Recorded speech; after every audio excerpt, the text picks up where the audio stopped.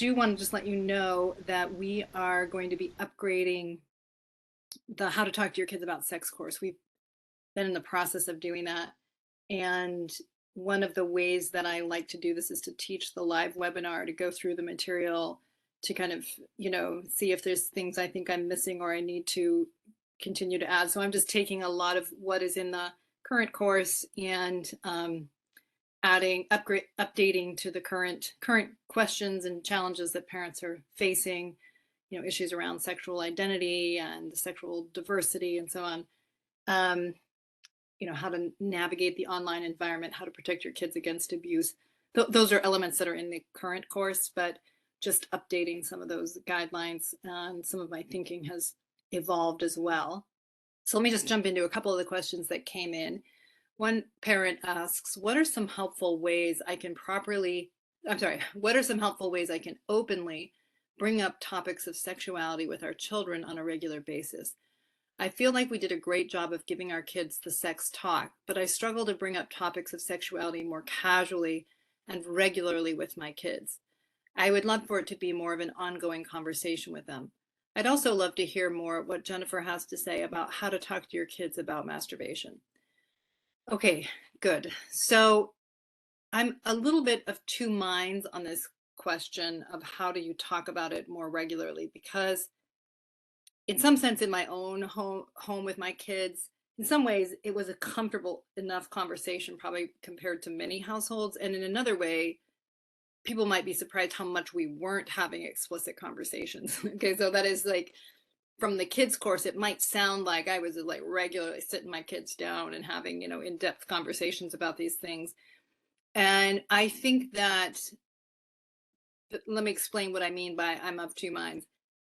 What you want is to live in a way relative to this topic that your kids know you can handle having conversations, because what they track about you is at least as important as what you say. I would say that it's more important than what you say. So just being comfortable with sexuality, liking sexuality in your marriage, if you're married, that is exceptionally important to your kids, because they can just feel that even if they aren't having in-depth conversations with you about the specifics of sexuality.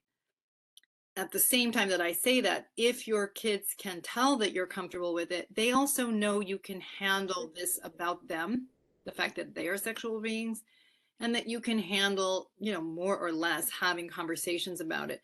So they are more likely to come to you. So there is, um, just being available to it is a big deal.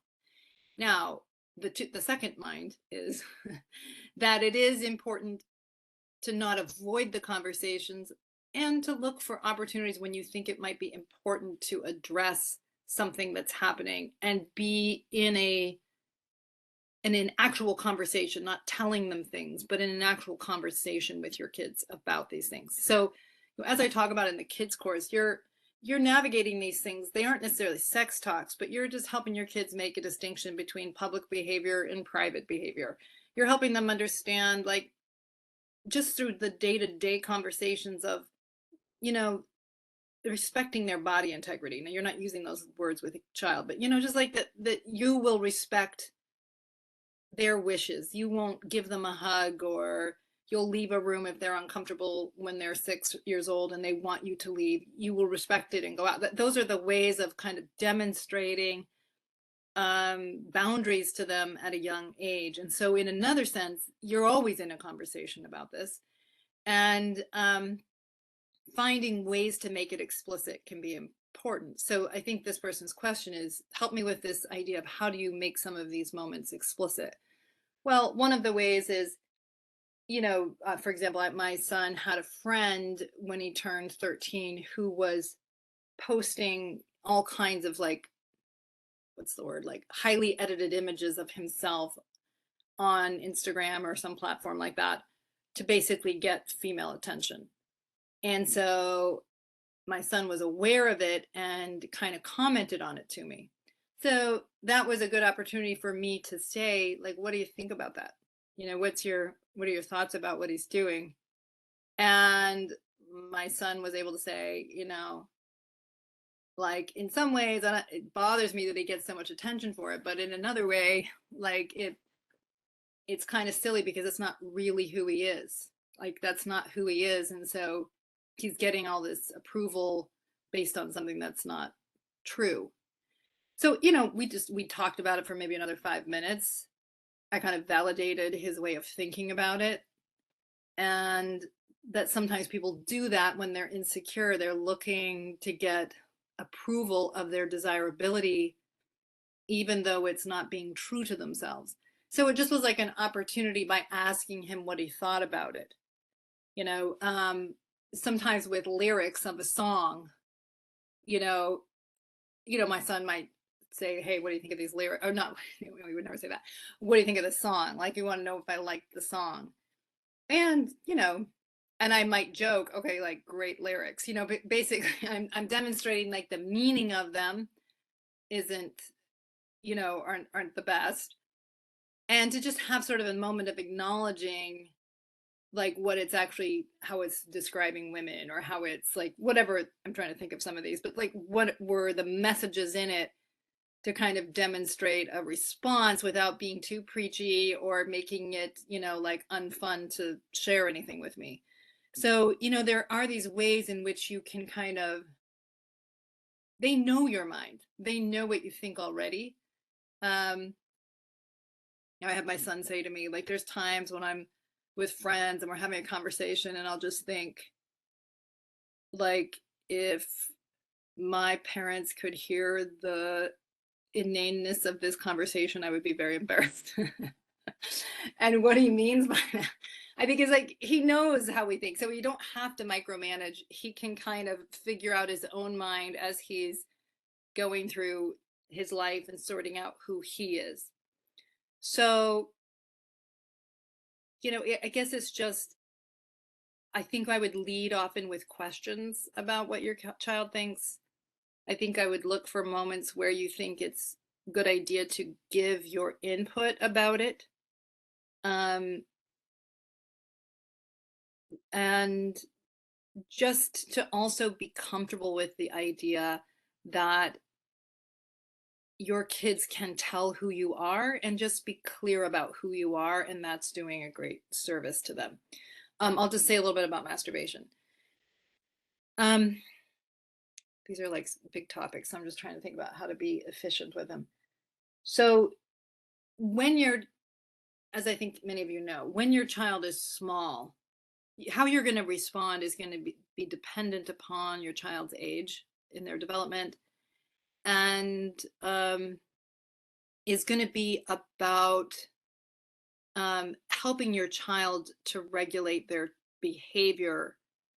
So when a child is, a young toddler, like managing their impulses is just something that they're barely starting to be able to do. And so, to have almost zero response to a child touching their own body, because it's just normal and they're curious. And of course, they're going to touch areas that feel good. And there's nothing problematic about it, as long as this is just like something that they're doing occasionally. And so, like, just the neutrality of it and being comfortable with them embodied as they are, having areas of the body that feel good, and just accepting them as they are. Then as a child moves into kind of young adulthood, young childhood, meaning ages like 4 to 8, they are still going to enjoy doing this. When kids go to 8 to 12, a lot of times they go into a more of a latency period and sometimes become less interested in masturbation.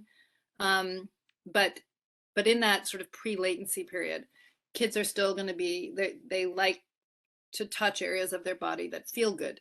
And so I think the most valuable response at that stage is just making a distinction between, public and private behavior, polite and impolite, and not getting too activated about it, right? So I think it's valuable to acknowledge that pleasure is a real thing, and to make it more real, because I think that's part of your child being able to navigate pleasure and navigate desire. So you might respond to a child in that sort of, 4 to 8-year-old range with, "Hey, I know that feels good, but that's not appropriate in the living room when people are around. It's a private thing to touch your private areas." Right? So just making some distinction between private and non-private and polite and impolite. And it's neutral, it's not shaming, but it is also giving your children more opportunities to regulate their feelings. This is a really important part of being capable of being in social relationships, is learning how to regulate yourself relative to sexual impulses or any impulses. And so a lot of times we think of structure as being inherently shaming or expectations as being shaming. They're only shaming if they're fear driven, anxiety driven, and we're contemptuous towards our child because we're afraid of what they're doing. So that's always going to interfere with them getting more able to regulate themselves relative to their impulses. But regulating impulses is really important. It just occurred to me the other day that the great virtue of sacrament meeting when I was a kid, because back when I was a kid, it was like an hour and 40 minutes after several hours of church in the morning. And I don't remember anything in the content of those talks because I was too young, but I certainly learned how over an hour and 40 minutes to regulate my impulses. Okay. And there's real value in it because, of course, I was doing it imperfectly. I wanted to laugh with my siblings, as I sometimes did, but it was still trying to learn how to manage your own behavior is a very valuable skill. And so it's like learning how to accept your child's pursuit of pleasure and things that feel good while giving them a structure in which to regulate themselves against. And that's really that primary goal. Now, when one moves into adolescence, this is where people tend to care about. Let me just say one more thing about when you're in that sort of the pre-adolescent period is when you should maybe be concerned about masturbation is if your child is choosing to touch themselves when there's more interesting things to do and they're not choosing to do those more interesting things, or when you've given them clear instruction like not to touch themselves in the living room when siblings are around or something, and they still do because it means that they're having difficulty working within the guidelines. And this might mean that there's some social anxiety, there's some kind of interpersonal impairment or self-regulation challenge that the child is having. It can sometimes point to abuse. Now that, for example, I had a client whose 4-year-old was suddenly touching herself a lot, seemed to know words that the mother knew she had never taught the daughter. And the daughter seemed anxious and preoccupied with her vulva. And so, I said that I think you need to kindly and calmly try to get more information. And it turned out they had a babysitter that was touching a couple of the kids, right? And so it was like watching the problem that the behavior seemed off that led to understanding more about what was going on. A child could be touching themselves as a way to self-soothe if they're overstimulated, overwhelmed. This might be about being a super anxious child or having some social difficulties. Doesn't necessarily mean there's abuse there. But instead of like shaming the behavior or making the behavior itself the focus, it's understanding what's going on with my child that they don't seem able to regulate their choices around this. So when it feels off like that, it's a good opportunity to figure out what your child may need from you. When you move into adolescence, then I think it's a bit of a balance because a parent is managing a duality that's both important and not always easy to know how to navigate, which is sex is good, but not yet. Desire and pleasure are good, but not fully yet, right? The context matters and you're walking that line with them. So it's like, how do I as a parent truly embrace the value and beauty of sexuality potentially, while and allowing my child to actually understand that as true, while helping them navigate those pulls and impulses and peer pressures and desires in a way that allows them to mature and be able to make wise choices ultimately around their sexuality. When we do one of two things, we interfere with that integration. One is to shame it, to make the fact of desire and pleasure or self-touching like aberrant, you know, to talk to our child as if they are defective, because I have had way too many clients who have felt that they were fundamentally broken because they were masturbating at age 13 and 14, and or with the age of the internet, being drawn to porn and masturbating and feeling like this meant they were fundamentally defective. And of course that belief didn't help them stop the behavior. It was so fraught with anxiety that it actually made them more likely to move into that behavior to kind of comfort themselves and soothe themselves. And so this heavy-handedness and this fear that sexuality is stronger than you are is not helpful to kids. But it's also not helpful to give kids no structure, or to say, if you feel it, no problem, right? That any kind of structure is a form of shame, because then your kids don't have enough of a guidepost to navigate their way into creating something valuable, into actually integrating their sexuality and making choices with it that accrue to their happiness. So you want to talk to your kids about, like, of course you're going to feel those feelings, and you of course may sometimes touch yourself, and that doesn't make you defective, that just makes you a human being. And we believe in the power and beauty of sexuality, and preserving this as a kind of way to be in a deep connection with a spouse, with someone you love, with someone you're committed to, is a deep value that we have. And you ultimately, adolescent, have to decide how you're going to relate to that. Okay, because as much as we love agency, we don't necessarily want our teenagers to have agency. So you're going to be structuring the rules of your family in line with your values, knowing that your kids ultimately are going to be self-defining within those structures.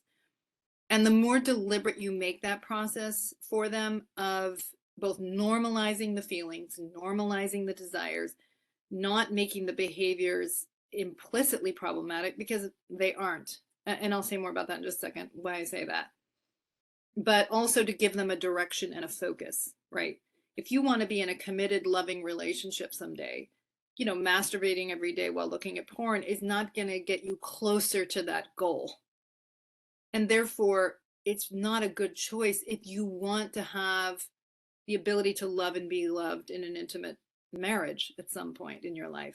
And so when you're helping kids regulate around any pleasure, whether that's food or video games or sexuality, the best way to do it is for all of us, kids and adults, is to have the goal in mind and think about, my choices, do they bring me closer to this higher aim that I have, or farther away? When we do it from this, I'm terrible because I ate too much, I'm a horrible person, it only makes us struggle constantly in the impulses rather than getting our eyes on the ultimate prize.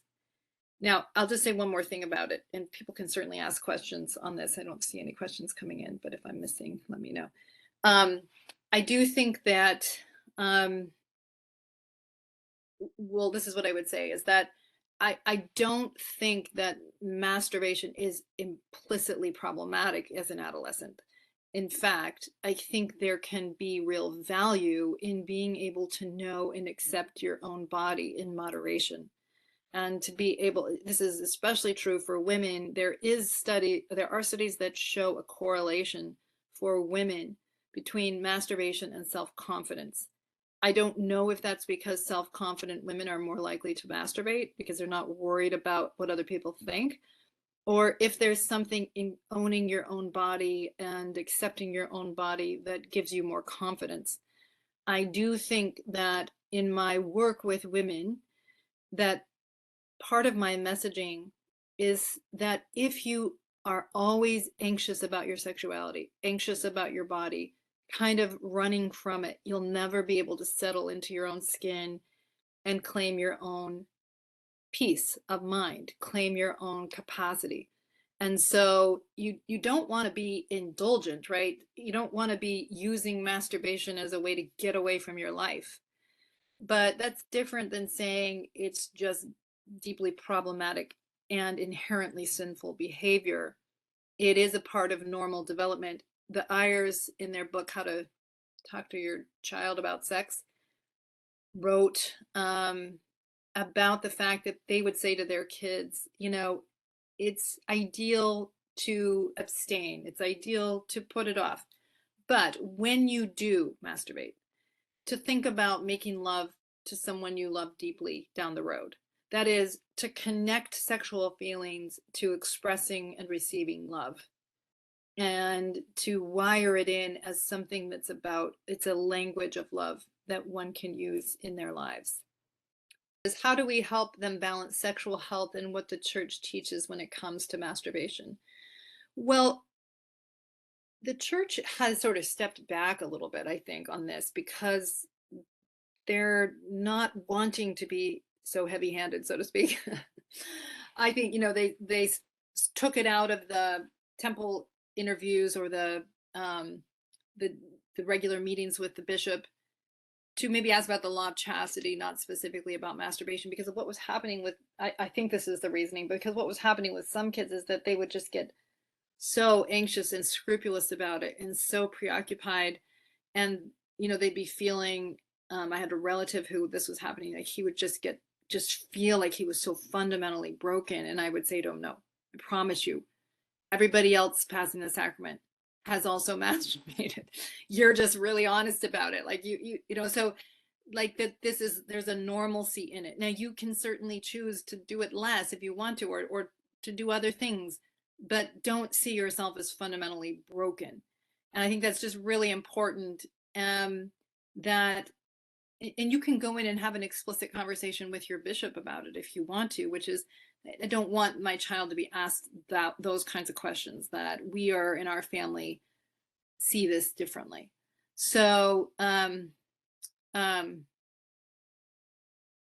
do we have a conversation about LGBTQ plus in a way that honors what the church teaches and also shows love for those people? Well, that's a pretty big question, but let me just think about kind of what I want to say. I think that, you have to figure out where you stand as a family and what your position is. I personally see this as a church and church culture that's growing into its theology and growing into more ability to love and accept and embrace the diversity of God's children.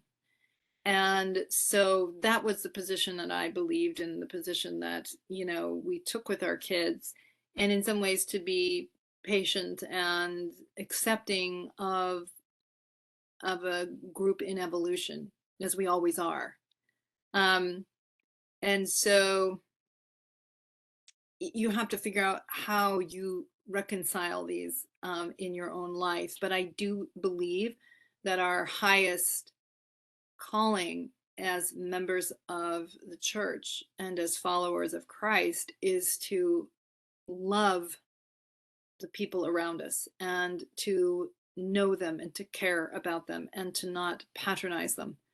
I think that sometimes I remember once having a conversation with my father-in-law that I found really helpful, where I was talking to him about the aspects of faith that I didn't believe or that were hard for me to believe, and sort of asking him how he reconciled some of these pieces. And he just said, I've got so much work to do just on the things that I know to be true that I don't concern myself with judging others or being concerned about what other people he's like, I don't concern myself with the other part. So what I took from that is the idea, like, to learn to love and care for others is the highest calling for me.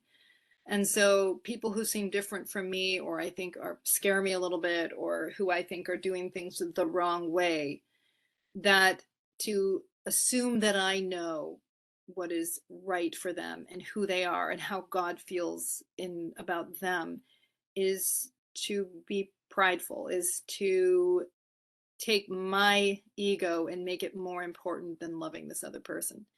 And so I think it's to teach our children the importance of humility and openness and using guiding principles that help them to love and to care for others, but to not make specific ideas more important than knowing and caring for their brothers and sisters around them. This person writes, how do I respond to my daughter, age 7? She likes to play house, but usually it involves behaviors like kissing on the lips. She has in the past had male cousins her own age want to touch her unclothed bottom and vulva. They likewise would show their penis. Once both sets of parents became aware, there was discussions and increased supervision. She said they pressured her to play the game. The situation arose again after a while, but has since stopped. We moved. However, she has continued to try and engage brothers in similar behaviors, but they usually decline. I'm glad she's aware of her body and the possibility of pleasure, but the discussions haven't seemed to sink in. Perhaps there are two issues: her seeking validation by giving in to pressure to do things she didn't want to, and her seeking sexual connection in an inappropriate way. Yeah, possibly. So let me just kind of think out loud about this. One is that this is age 7 is kind of 6 and 7 are kind of the golden age of sexual freedom, much to parents' dismay. This is often where kids are playing sexual games because they're curious and they don't yet have the kind of, well, many kids don't have the kind of inhibition and anxiety at the level that they'll have as they get closer to adolescence. And so there's often like, I'll show you mine if you show me your kind of games, things like that. When kids are very similar in age and there's no intimidation, although I don't know here if there was any intimidation, or did she just feel like she couldn't say no, which is very possible. She did feel that way. But that's it's more sexual violation if it's a child who's at least a couple years older and there's truly an intimidation effect where the child feels coerced. They don't feel able to stand up for what they want. So it's not entirely clear this first time it happened how much she experienced it as a game or how much she felt like she didn't have a choice. Well, how to say it? It doesn't sound like she felt like literally physically intimidated, but maybe just this desire to not disappoint, or somehow didn't know she could say no or something like that. And it's possible that she kind of learned this way of playing, learned this as a possibility, and is kind of continuing to experiment with it. I think as a parent, how I would respond to it is to just validate that has seemed fun to her, that she's curious about it, that it's something that she's done before, but just to keep holding the boundary that this just isn't, it's just not, it's not how we're going to play with our brothers, and it's not how we're going to play with our friends. And I know that it's fun, or that there's something fun about it, but let's go do something else. Right. So it's not shaming, it's not making it the world's most terrible thing. But that you can kind of move them on to other things. I'm just thinking about if I should share this experience or not, but you know, I had a female friend when I was 7 who always wanted to play these kinds of games. And, there was nothing intimidating about her. She was just a female friend. I don't think she was ever sexually abused. She just had sexual curiosity. And so she wanted to play these games, but I wasn't that interested in them. I didn't really want to do them, but I just kind of didn't know how to dissuade her from them. So it my mother never knew. I think it is sometimes helpful to alleviate our kids from any of those pressures or what they're trying to navigate by just having a matter of fact response of saying, that, hey, let's go do something else. That's not a great way to play. Let's do something different. And as a parent, not being too stressed about it, knowing, both I and my friend grew up to become responsible adults. Okay. And lots of kids are experimenting at this stage. Um, let's see. Okay, good. Let me see. So this person says, how can I balance empathy and compassion with my own integrity when someone's values around sexuality are different, especially our children's? Well, it's a good question. I think that's sort of one of the realities of life is how do I care about someone else's perspective? And I think it comes down to seek first to understand, then be understood. A Stephen R. Covey idea. That is like sometimes we want to use our ideas to not know others or to not have our ideas be challenged. But that's different than saying we must agree with others if we love them, or we must see the world the way they see it if we care about them. That's simply not true. But you want to know that it's not being driven by your fear and instead by your wisdom and your good judgment and your caring for another person. And one litmus test of that is, do I dare to know and understand this person, how they experience the world? I've seen people that are pretty like clear about ideology that have deep compassion once they hear the actual story of a person who's different than them, who's gone through different trials, different struggles. And they can understand, had I been in that person's shoes, I might well have the same ideas, same experiences, same beliefs that are different from mine. When we open our hearts up to other people, we see the world. It's not that we have to then see the world the way they see it, but it pushes us to see the world more wisely, to look at our own view with more discernment and more willingness to see where we may be wrong or not inclusive enough in our way of thinking. You know, um, the way I think about spiritual development is that we start out, all of us, in ways that fit with our experience. So many of my ideas come from my experiences because they make the world make sense for me. If we reject people who think differently, believe differently, do differently, we limit our ability to see the world as God sees it. We limit our ability to grow into more and more ability to account for reality and human experience because God is in humanity. God is evidences himself in humanity. And so love leads our way into wisdom. Now, again, that's different than always seeing things the same way someone else does, but you can take an honest look at yourself relative to others and challenge your way of thinking to be more deeply aligned with what you can feel is truthful. And so that's why love leads the way to know God. Love leads the way to live truthfully. Can you give an example of action and dialogue when a sexual or nude scene comes across the TV screen when watching with older kids and teenagers? I'm not sure how to appropriately respond without causing anxieties or shame in my kids. I think what I would probably do, because the last thing they want to do is watch that scene while we're sitting there. So, I mean, depending if I think it's like not a big deal, like for example, we were just watching A Room with a View. There's a scene of like men bathing nude in a pond or a lake or whatever. And if my daughter had been there, I don't think I would have said it. I think it would just watched it, I think, because I know she would have been okay and I would have been okay. Um, if it were like a sexual scene and I knew that my kids did not want to be watching it with me there, I might pause it and say, do you want me to skip forward? They would all say, yes, please, thank you. Now that's more, that's not so much because I don't think my kids could handle knowing that or seeing it, or that I fear that it would disrupt their moral lives. it's just not wanting to share that moment with us.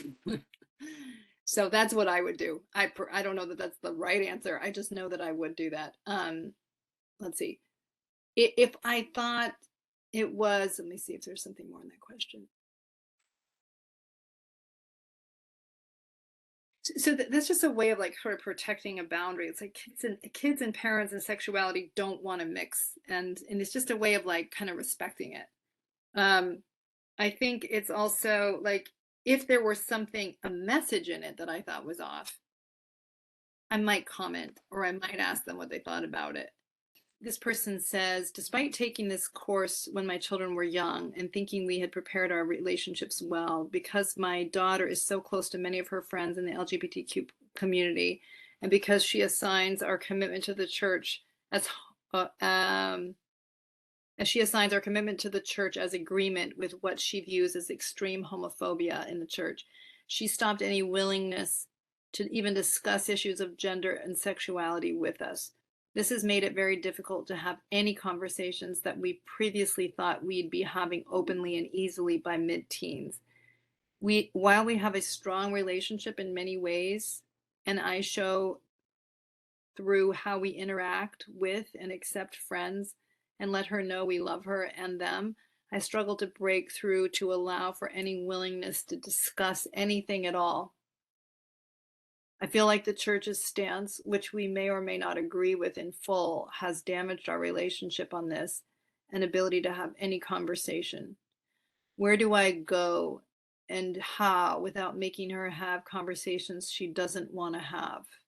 I'm So go ahead. Yes. I'm just not sure exactly what is helpful. I just feel so discouraged that I thought we had set up so well to have conversations with her, with, Well, the you know, my world's so different now than it even, I mean, it that's partly is. why I'm It upgrading the is. course. And so it's not just like relationships with friends. Like she at this point, because of all of, this, what she looks at the church, and of course it's led her to want nothing to do with the church as well.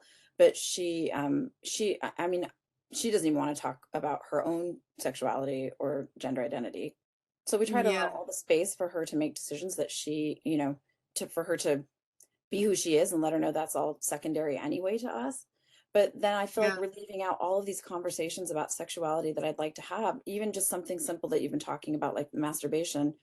Yeah. I don't know if that walks me into hot water with assumptions or, about what I future she see. does want to have. I know that you've been using language that hasn't been assuming a heterosexual relationship. I don't know if that's intentional, but Hmm. I just don't know how to have these conversations or how to try to open a door to have any conversations or encourage her to share, her own self, while she is Yeah. not willing to have any of these How old is conversations at she? all. Just so 15, I, 16. she's 15. Yeah. Yeah. Okay. So let me just sort of think out loud about what you're saying. I think you're talking about that she's kind of been immersed in her own ideology through her Mhm. friends, her peers, her school, and she's using that ideology to say there's nothing in your ideology. Mine is superior to yours. You are homophobic. You are the wrong way of thinking, and you buy into a system that's wrong. Therefore, I don't have to take you seriously. I don't have to listen to your ideas. And so, what I think you're saying is it's made it almost impossible to even enter into any conversation because she's relating to you as unable to, you have no moral grounding for having conversations with her is what she's trying to say. Not Does that trying, sound right? explicitly says yes. Yeah, okay, good. That's what she says explicitly. Okay. um Even though by many, I'm sure by many LDS standards or communities, we would be on the outside for being too right, liberal. exactly, because what I see your daughter is doing, and again I'm just kind of feeling my way through this as you're showing to me what's going on. I mean, so there is a lot of this at present in the culture. I mean, even 10 years ago, um, there was a lot more anxiety just about even acknowledging, LGBTQ brothers and sisters. Now we're in much more like, we're just in a different landscape. Like there is not only way more acceptance, but much more this idea that gender is highly fluid and everybody gets to sort of just decide for themselves. And many young adults and adolescents are having entirely different conversations than their parents are having. That is, the parents don't even almost know how to relate to the conversations that adolescents are having. I think there's some progress in this and there's some good in this movement, but it's kind of gone too extreme and too far into its own rigid ideology.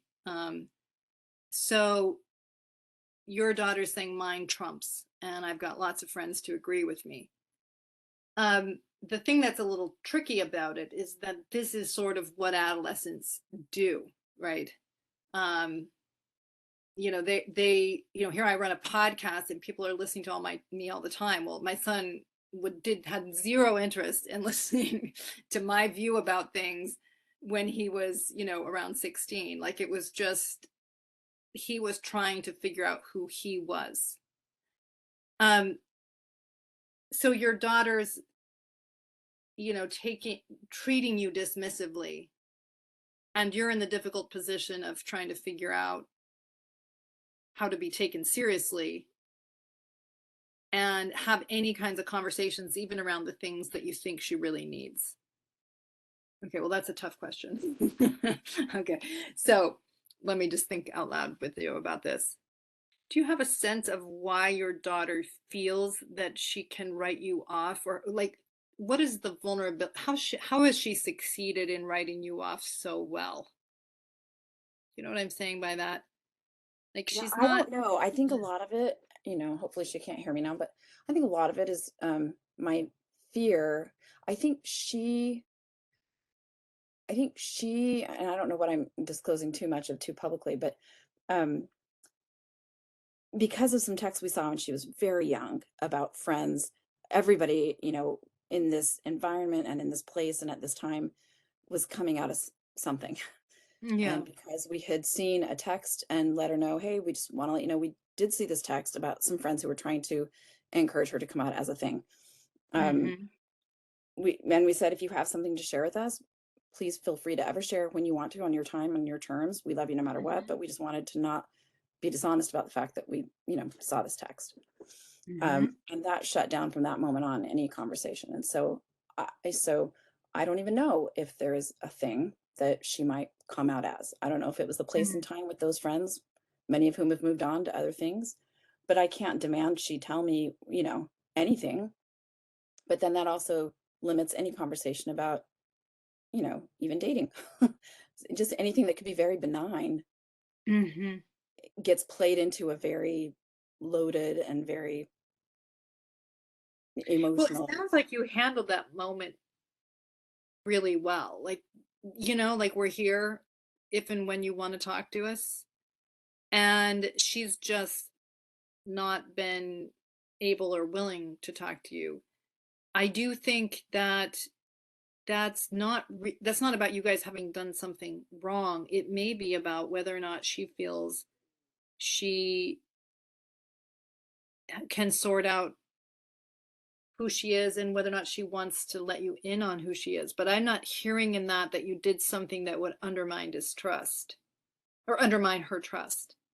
So I'm not seeing something as problematic in your behavior, But but that's more where that church element comes in, though. That's where she feels like, because we have this alliance with the church, because we are connected with the church, okay. any talk Elder Holland or Elder Oaks or anybody gives that is offensive to her is who Okay, got we it. are. And so I'm not sharing anything with you. And yet at the same time, I've thought back to other podcasts you've shared about how, most kids want their parents to talk about sexuality more. In later years, they say, we wish we had.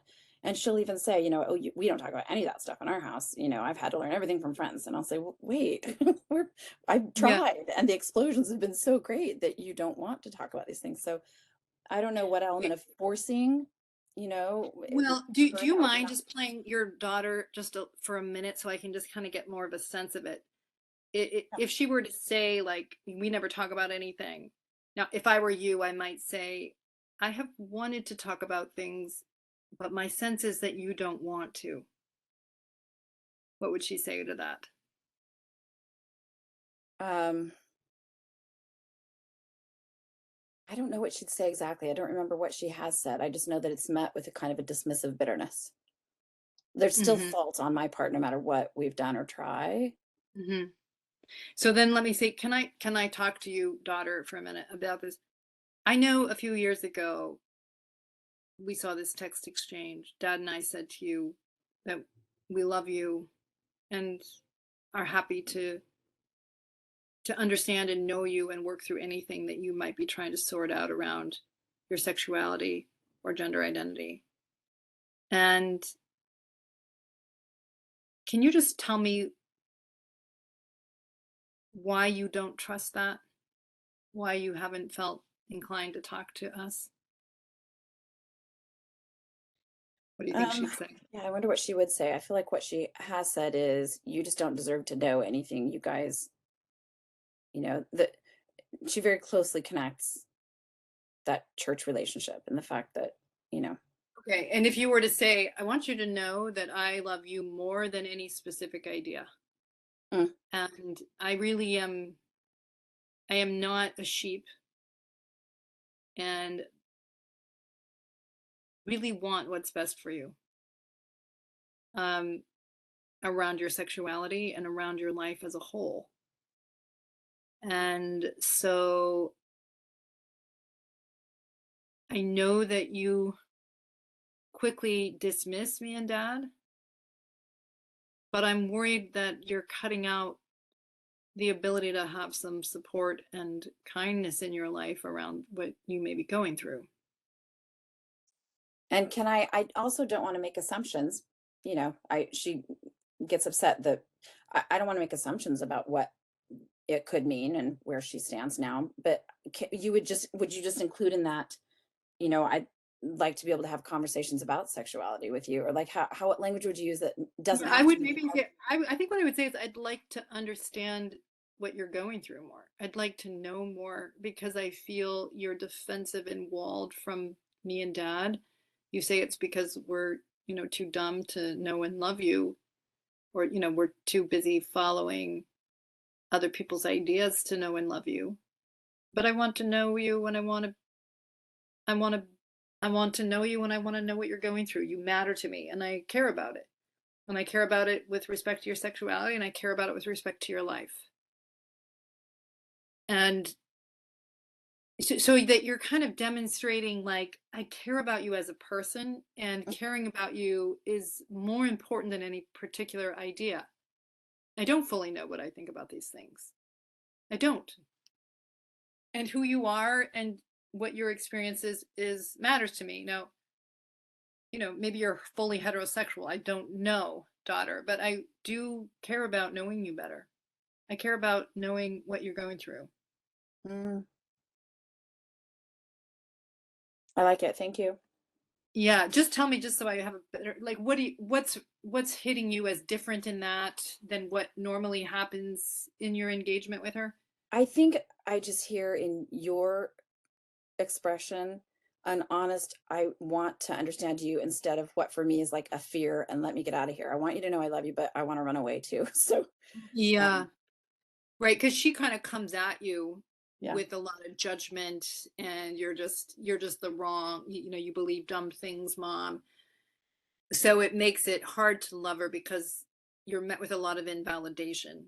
Well, and I'm just scared. I'm scared I'm going to say the wrong thing that's going to Yeah. express Yeah, something and different than what I feel.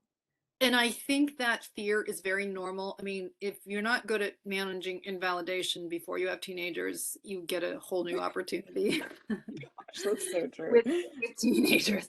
But the thing is that she can track that in you, and then she takes advantage of that. And I don't mean that it actually works to her advantage.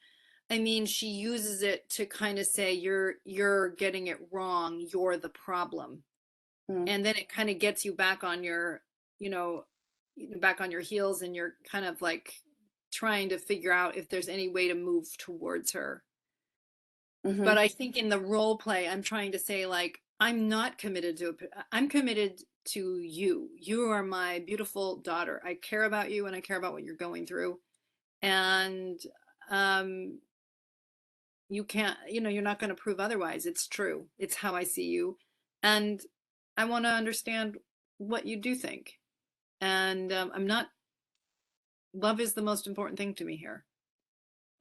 So you're just claiming a position rather than trying to negotiate it with her. Because if you Mm. try to get her to agree with you, you'll be in a struggle and then you'll want to get away. So you're not trying to get her to share something with you. You're not trying to get her to have a conversation about, sex, Yeah, she's in going your to teenage resist years. that like crazy. She's just going to be like, because if she thinks you're trying to get information, she's going to never give it to you. If you're saying, look, I care about you, I can tell that you're sorting things out alone. I care about you. And there's no ideology that's more important than loving you, my daughter. So I do care and we can figure it out. Um, that's just a way of holding how you really see her and not having to have her agree with it. And she might even push back because she's afraid of the intimacy of that. But getting her to tell you something, no, she needs to just see that my mom really does love me. And when she's ready, she'll be able to talk to you. And Kids are so also just, yeah, go ahead. well, just that conversation then would extend to, these other issues you're talking about with Yes. masturbation or with sex outside of marriage or dating and Yeah. protecting your own, all of those conversations are kind of sidelined until I let her know this piece that you're describing and we connect on that. Yeah, and that she feels open to you and open. See, the one thing that's tricky about adolescence is that it's good. I'm glad that was helpful. It's that it's hard in adolescence to impart ideology, or to impart values. The best time, and I don't mean to say this to discourage because kids are still tracking you, but to have the actual conversations, 8 to 12 is a really optimal time for talking about the specifics and giving the content and the ideas, because once kids get into adolescence, they're trying to push away from you. Your daughter's very actively engaged in pushing away and trying to have a self by rejecting you. So it means it's very hard to go in and just say, look, I love you. The good parent of a teenager is able to say, is able to tolerate the invalidation of the teenager because it's normative in this stage, and to just hold on to the fact that they value them and that they care about them and they want them to make decisions that will make their lives stronger and better. And just kind of holding that, representing that is often the most important thing. And that I'm here if you want to talk about it, because then she could come to you and ask a question if she has it. But even if she doesn't come to you, her knowing that you genuinely love her, even when she's being a twit, like even when she's not being nice, is a very powerful message to her, and an important one for her doing things that are self-respecting. And I guess that conversation or a future one could be a fair one to raise. Look, you've mentioned in the past that we haven't talked about sexuality to the degree or in ways that you apparently thought we ought to have. Mm. What are those, I'm like, sorry. would you raise those questions then? Like, what are those things, or can we talk about that? I'm sorry. Can you just give that to me one more time? So what was your question? I guess so. If there's been, past accusation on her part that we haven't talked about sexuality in ways that she Yeah. thought she should have gotten from us, but did from friends. And I tried to, defend against that by saying you haven't wanted to talk about anything related Yeah. to sexuality. You pushed us away and it's been explosive. Like, I guess that expressing what you're expressing, that love and stuff, that could be the moment that I say, I do want to talk about these things with you and would like to, if you won't, if you will have that conversations, if you'll be open to those conversations. I mean, I think you can definitely say that, but I don't actually think she thinks you're not open to them. Do you see what I mean? I Yeah. think she's saying that more as a way of saying you're the wrong kind of parent. It's more like to push against you than it is that she thinks you aren't there for her. Now, she might think you're not there. Then if it's really that she misunderstands you, you can clarify. I think what I would say is that, I am always open to having these conversations, and I'm always open to learning from you too. I think that that's what I would also say, especially for a teenager. I'd like to know what you think. Mhm. Um, and you can share what you think, but it's like, with her. But I think I would start with being open to what she thinks and how she sees the world and how she's come to see it that way. Mm-hmm. And as she feels understood, she may then be open to understanding. Mm-hmm. But compassion for yourself in this process is important, really. It's not easy. It's not easy. Thank you. This one says, I have to say that I'm very touched by your honesty and the grounded way of speaking about your daughter. It's easy to feel the love you have for her. Yeah. And it was incredibly insightful to hear the role play. Yeah. Good. Yeah. That was very helpful. Thank you. Um, Unfortunately, I think we're at time, right? Um, so yeah, it's too short, isn't it? There's so many questions here, but we'll do it again. I think they're valuable to have these conversations. And also, if you are taking the courses, we do office hours, and we're going to be doing more in-depth questions through office hours and creating a library that people can continue to access in the courses. So just so you're aware that there's also a chance through the courses to interact with me around some of the content. Just a That's the great reminder. thing about the webinar too, is there will be, especially because we're limiting it so much, there's a lot more of the role plays and those kind of things. Yeah, exactly. So it's limited to 40 households. Usually in the past when we've done them, maybe 70% of those households are actually online, and people have a chance to ask questions relative to the content, get my feedback, do a role play if needed. And so it's a really valuable resource. And then you get access to the recording after, because sometimes it can feel a little there's lots of principles there. So being able to go back through them and think about how they apply to your specific child or situation can be really helpful. What age group is the webinar geared to? It's 0 to 18. So I talk about 4 developmental periods: 0 to 4, 4 to 8, 8 to 12, and 12 to 18. And what the parents' tasks are at each stage and how they relate to the overall goal of creating sexual integrity in your child. And what sexual integrity is the ability to accept your body and your God-given sexuality, and to make choices that accrue to your strength and ability to love and be loved. So basically making choices in line with your higher self, and what role parents play in each developmental stage in facilitating sexual integrity in their children.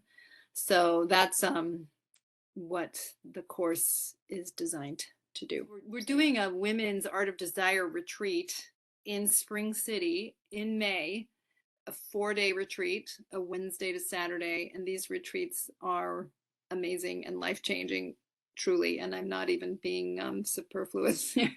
We just get feedback all the time.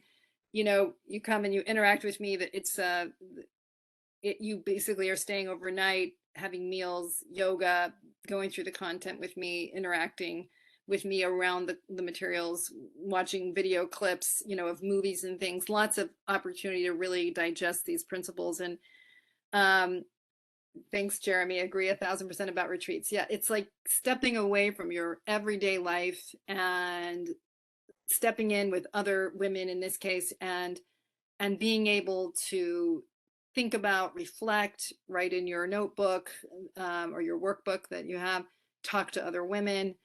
A lot of people say, I just talked to someone who was at our Arizona event who said, like, just something clicked in for me in a way that I just had not been able to get to before. She'd done the online course.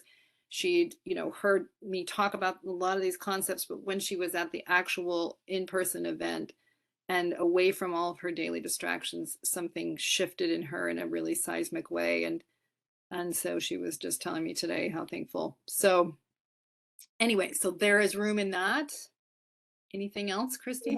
We have 2 couples events. If we're just going to talk about it all, we have 2 All right, coming good. up. We'll just do it now. So we have 2 couples events. Uh, and Elizabeth says you can take the course many, many times if you need to, like some of us. Exactly. Like every time through, you learn a little bit, something new. But we have 2 couples events in St. George in the fall. One's October 16th to 18th.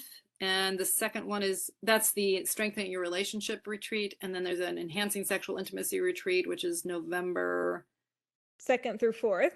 2nd through 4th. Thank you. And if you buy tickets to both, you'll get $500 off There's Right. instructions So on that. you can take the first one, digest that, work with the material there, and then come back for the sexuality retreat. And then we're also going to be doing a men's retreat, Yeah, right? as soon as you respond to that email with pricing, we can get that live. Sorry, I'm busy. Okay. So we have a men's retreat also, and we will get that posted as well soon. Okay. Perfect. Thanks, everybody. Take Thank care. you. Yeah. Bye-bye.